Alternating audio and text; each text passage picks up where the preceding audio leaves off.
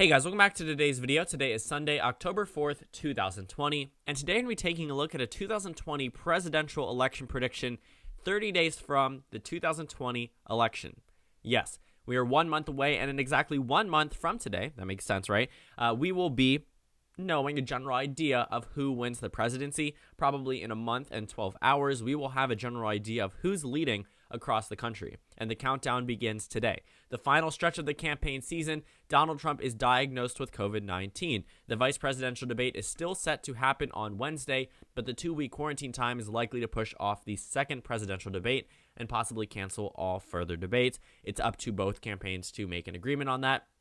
All in all, what we saw from the last debate is that it had a very small impact on the overall election itself. Nothing really changed. Statewide races stayed roughly the same, and nationwide it stayed the same as well. We've seen one new poll following Donald Trump's COVID-19 diagnosis, which actually puts Donald Trump below where he was prior to that, with 65% of Americans in that poll saying Donald Trump could have avoided COVID-19 had he taken it more seriously. So COVID-19 obviously is a very important issue. We have a number of other things to talk about throughout this video, but let's go ahead and get started with all of the safe states. Now, before we we're not going to go to the safe states first. We're going to talk about the national numbers. So where are we working with? Well, Biden is up 8 points nationwide. Around the middle of September, he was up around 6-7%, but now he's up at a high point of 8%. The last time he enjoyed an 8-point victory or an 8-point lead nationwide was the end of August. So the entire month of September passed, and Biden did not hit that 8-point number. Now he's at 8%, leading into the final stretch of the campaign season.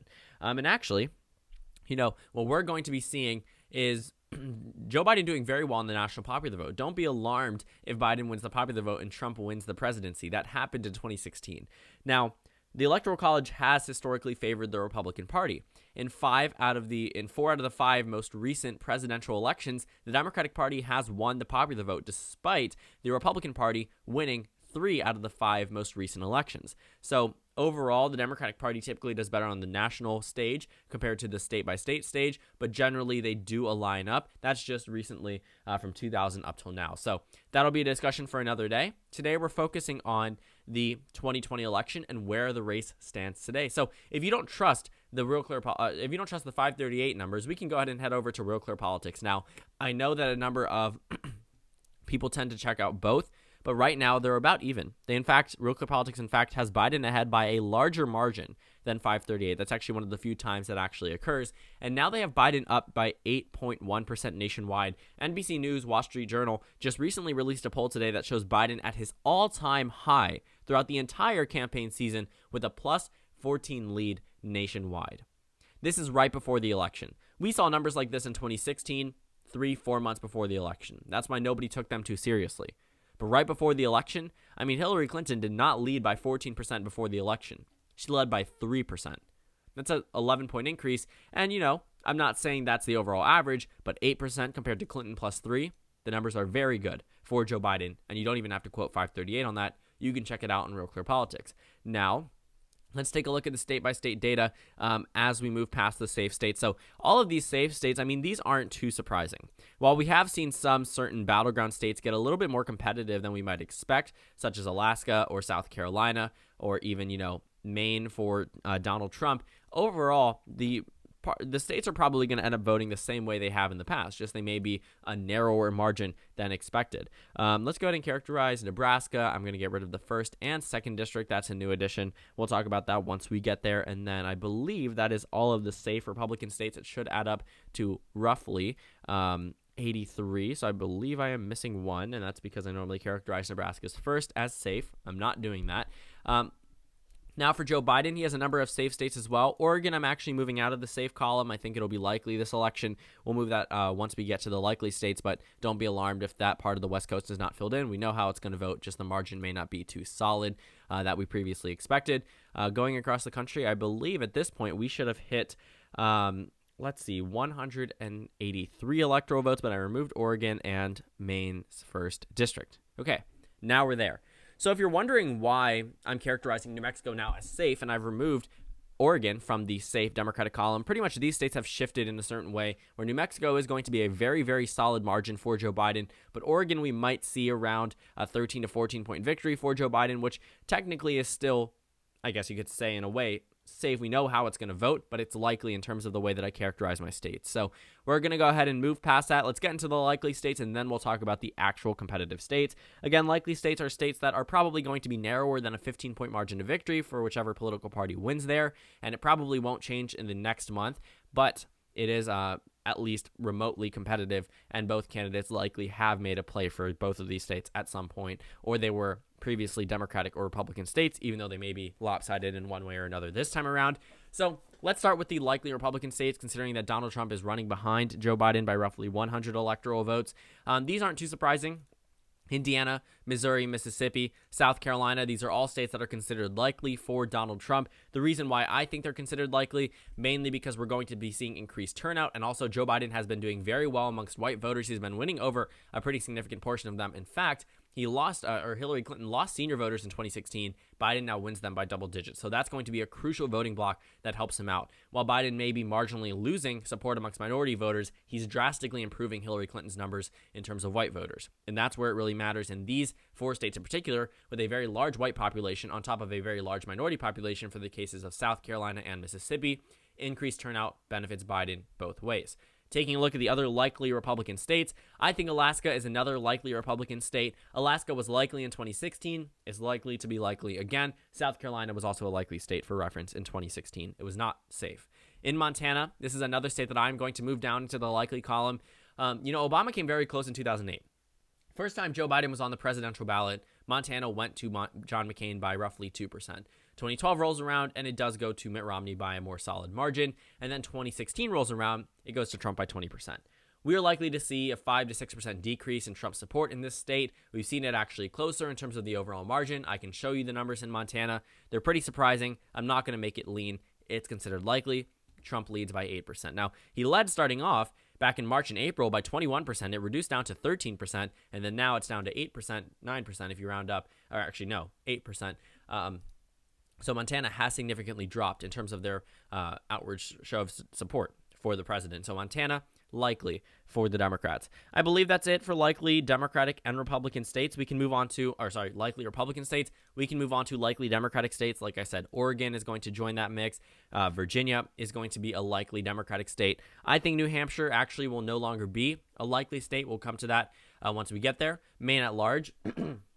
I would consider to be a likely Democratic state as well. So Joe Biden's at 203. We have another state. The state of Colorado is the other state that goes into the likely Democratic column. Now, let's get into states that will flip from 2016 that are considered likely for the Democratic Party. Well, the only state that I consider likely, actually not the only state, but we'll talk about that in just a moment. Michigan is the state that in my previous prediction I characterized as likely for the Democrats. I stand by that. I wholeheartedly agree that Michigan will be a likely Democratic state. We will likely see Biden win by 5, 6, 7% in this battleground state, and Gary Peters running around the same in terms of the margin. And Minnesota is a state that I'm going to be moving over into the likely Democratic column. While Trump may have been doing well 2 weeks ago, there has been no data, absolutely nothing that's indicating Minnesota is going to narrow up. A lot of the times, we talked about Minnesota because Clinton won it by 1.5%, or Trump was able to, win over a voting group here, or the 2018 numbers weren't too favorable for Democrats in these districts. But you have to realize, the districts that the Democrats ran in, while the margins may have been close or they may have lost, it was largely due to the fact that these were solid Donald Trump districts. They were just loving their incumbents, and when they retire, well, they move on to the political party that they most align with. And Minnesota itself, Tina Smith is likely to do very well on the Senate level. Joe Biden is likely to do so well on the presidential level as well. Minnesota, I'm characterizing as likely. While some people may think it's going to flip, there's absolutely nothing indicating, except for maybe, your anecdotal evidence that you saw Trump signs in a traditionally Democratic neighborhood. That's not evidence. It's not true. A lot of the times, you could very well see that, but that doesn't mean that this state is going one way or another. Because believe it or not, you don't know all these millions of voters. And while you may think that you know your state very well, and yes, you may know the demographics and you may know the way that certain people around your area are voting, but you're also in a bubble. You don't know the entire state itself. So when I see people in my comment section, I see Trump signs, I see Biden signs, yes, that is evidence for your local area. But it's not indicative of the entire state as a whole. There are certain areas that may be changing. The suburbs went from solid Republican now to being lean Democrat this election. Obviously, things change. And yes, they do have an overall impact on the state, but your only evidence cannot just be yard signs. It needs to be backed up by data. And now, Minnesota is showing us that Biden leads by a very strong margin. And I'm not just basing it purely off the polls. If we take a look at the forecast ratings as well, Biden does very, very well in Minnesota. He's expected to win it with a vote share of 53% of the vote. Now, it's not Obama numbers, but it's still pretty strong. And like I said, there has absolutely been no data indicating that Trump is doing better than where he was 4 years ago. So Minnesota is likely for the Democrats. Sorry, I went on a little bit of a tangent there, but I had to make that point clear. Now let's move on to the lean states. These are states that are expected to go to a certain political party, but it's not impossible for the election to turn around and for Donald Trump or Joe Biden to win over one of these states. And that actually is not too good news, too much good news, at least for the Biden campaign. Yes, he's leading with 238 electoral votes in the likely column, but these lean states definitely could fluctuate. It's not over for Donald Trump by any means. But let's go ahead and take a look at some of these lean Democratic states. So Nevada, I would consider to be a lean Democratic state. It's traditionally competitive. The Trump campaign is making a play for it. Historically, we know it's going to go for the Democratic Party. Yes, Biden's support amongst Latino voters has dropped, like I said, marginally. We're talking 1, 2, 3%, but he has picked up support amongst white voters. Very crucial in a lot of these battleground states. Nevada, lean for the Democrats. That puts Biden at 244. Now let's go to a lean Trump state.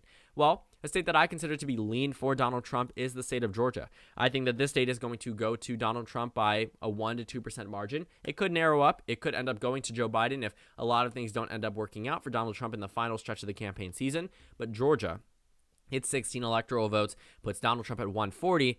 He needs this state to win. Joe Biden does not. He does not need to rely on Georgia. It is a state with a very large African-American population. We will be looking to this state to see how much, in terms of turnout, the Biden campaign has actually done amongst the minority community as a whole, specifically the African-American voting bloc in Georgia. But typically they split for the Democratic Party. But we are going to be looking at specifically is the Atlanta suburbs, because in 2016, Georgia moved away from the president. It actually voted to the left of where it did in 2012. So Georgia, definitely something to keep your eye out for, but still lean Trump state at this point. Let's go ahead and see if there are any other lean Donald Trump states. I'm actually going to go ahead and remove Iowa and Ohio from the lean Trump column if you're looking at my old prediction. But I actually forgot a likely district. That is Nebraska's first congressional district. It's likely to be, I don't know why I keep saying likely after I call a state or district a likely state or district, but this is more than likely going to go to Donald Trump. He's expected to carry it by 11, 12, 13%.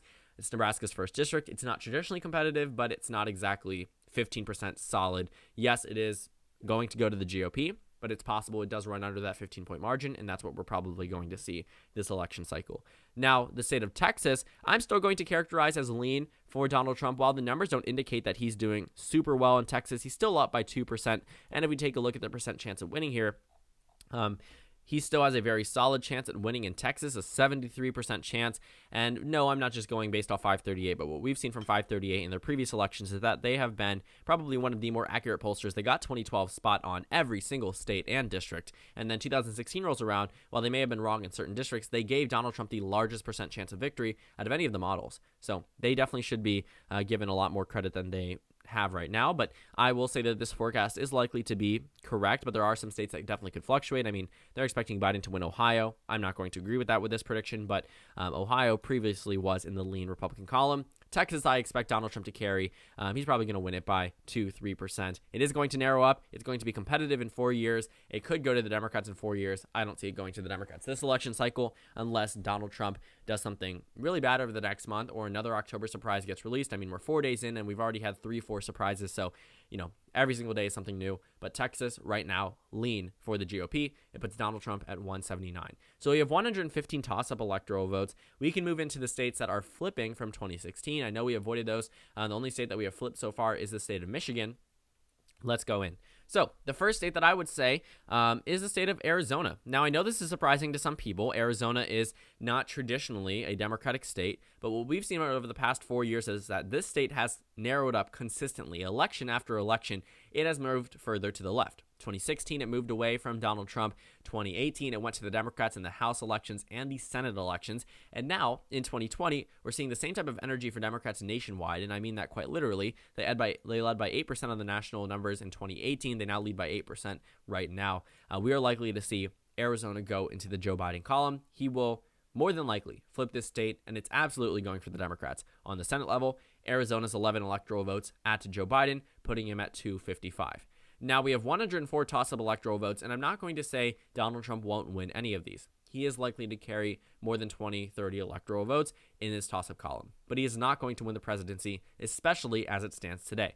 This comes with my characterization of Wisconsin and Pennsylvania as lean Democratic states. They are likely to flip in favor of Joe Biden. First of all, Biden is from Pennsylvania. He will never let you forget that. He mentions that in every single speech. He's making a huge play for the Rust Belt right now. If you look at the trajectory of his, next week of campaigning, it's throughout the entire Rust Belt. And while he isn't typically holding in-person events, they are likely to try to do voter registration and try to play things as safe as they can possibly. But the Democratic Party has done things very differently from the GOP. The GOP has returned to going in person and registering people, door knocking. The Democratic Party has stayed away from that in most cases, but it looks like they're both candidates and both sides are going to be returning to that in the final month of the campaign season.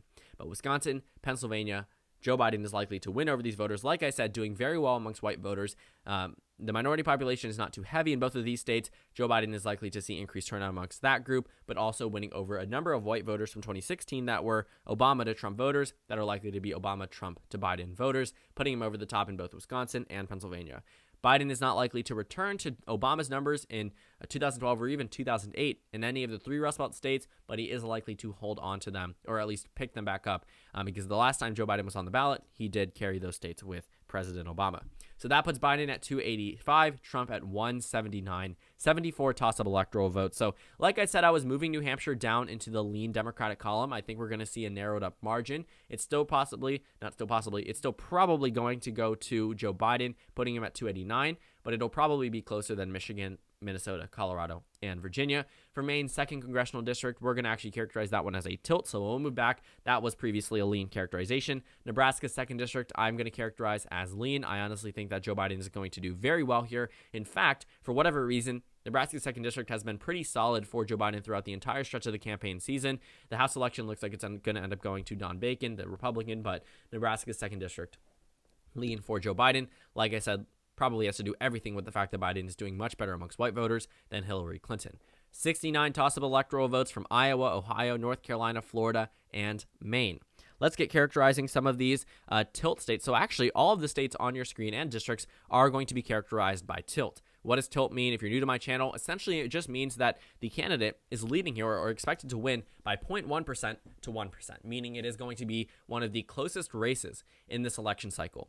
Now, you pretty much aren't too shocked by the states that have been selected as tilt states. These are generally toss-up states. They were toss-up states in 2016, 2012, 2008, 2004, 2000. So it makes sense that they are competitive, at least not safe, more likely lean or tilt for this characterization. But tilt definitely seems to be where these states are headed. They're expected to be very, very close, and Donald Trump does lead in some of them. He leads in Ohio by a tilt margin. He leads in Iowa by a tilt margin. He will still probably carry these states, rolling over his 2016 support. It was very heavy, and he can afford to lose 8% amongst both of these states and still win them.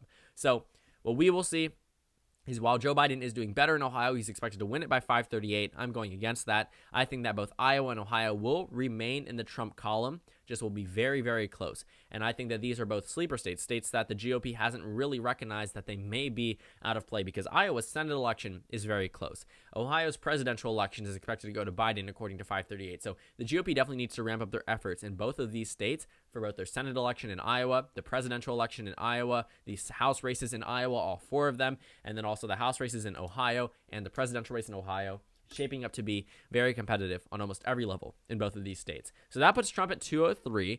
Joe Biden is going to get another state from here, and that is the state of Florida. I previously characterized this as a tilt Trump state. I'm now going to be moving it back into the tilt Biden column. That's 29 electoral votes. It's the only Trump state, or only tilt state for Biden, which means the remaining 16 toss-up electoral votes will go to Donald Trump. North Carolina goes tilt for Trump. Maine's 2nd District goes tilt for Trump as well. I understand it. Yes, Florida may be, Biden may not be doing as well amongst Latino voters as Hillary Clinton did in 2016, and he does need to win them over by a pretty solid margin. He's still winning them over. I mean, he's not losing them. He's just not doing as well. But like I said, he's making up for it dramatically, not only in Florida, not only in the Rust Belt, but nationwide amongst white voters. There's a reason why when Biden is losing support amongst minority voters, he's still leading by larger margins than Hillary Clinton, is because he's appealing to a voting bloc that she could not. And Biden is going to do very well this election, winning them over. Now, Florida, I think, will be one of the closest states this election. It could go either way.